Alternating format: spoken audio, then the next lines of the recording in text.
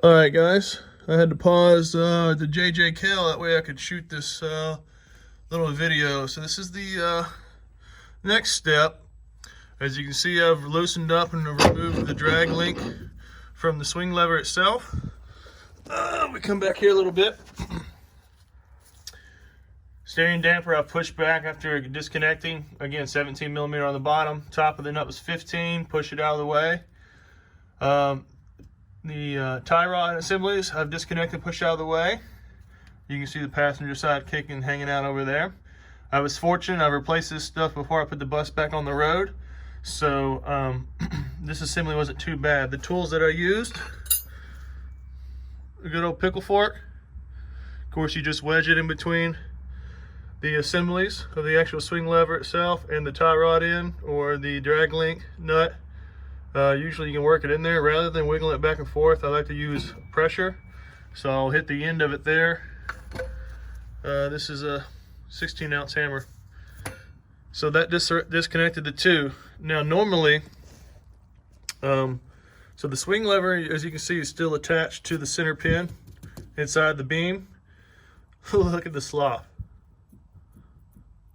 If I can do that without shaking the camera while I'm shaking the damn swing lever. That's the play I have in my center pin. It should not move like that. So what I'm going to do now is I'm going to remove this nut from the swing lever. If you're familiar with the assembly, this center pin comes up. This being underneath this grease cap is the bottom of it. It comes up, and at the top of the center pin there is a shoulder that's been beveled into the center pin, and this bolt that runs left or right horizontally saddles into the center pin, that notch in it. And so there's only one way that the assembly can go in there, and that keeps the swing lever assembly tight in the same position on that center pin. But as you can see, I have excessive play in the center pin, and I think this is causing me a lot of trouble driving up and down the road and wanting to drift left and right. So I'm going to remove this nut, or this bolt rather. And remember, the swing lever assembly is threaded internally, so there's no nut on the back side of this bolt. And to remove this, you need, crap guys, I don't remember if I have an 8-inch wide C-clamp or a 12-inch wide C-clamp. But you want to apply pressure basically from the bottom and the top, and put pressure to these and smash the two together, because you don't want to strip the threads in your swing lever or the bolt trying to extract this bolt from the assembly. It's under a lot of pressure, so you want to clamp down very tight from the bottom here and the top. You know, smush the two together, that way you can get that bolt out of there. Once you get the bolt out of there, it may take a couple light taps to get the swing lever assembly up top removed.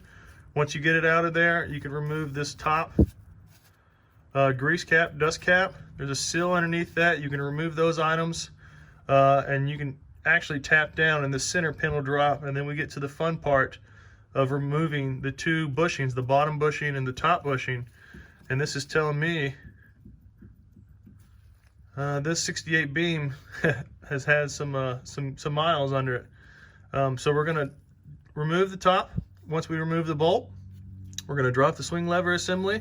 That's going to drop our center pin. We got to get this bottom cap, grease cap, out of the way. We'll drop our center pin. And then before we start trying to hammer the bushings, the bottom and top bushing out of the beam, we're going to want to remove our zert fitting, our grease fitting up front. You can't send these bushings up, which is the easiest way to get them out. You cannot send these up without extracting, without removing this grease fitting. As you can see, I have my ramps here, and this gives me another 8 inches or so of lift. So I'm hoping this is going to give me enough wiggle room, that way I can actually get an old socket in here the same diameter as these bushings, and with my hammer drive these suckers up and get them out of there. That way we can go ahead and install our new bushings. So stay tuned. Next segment is to follow.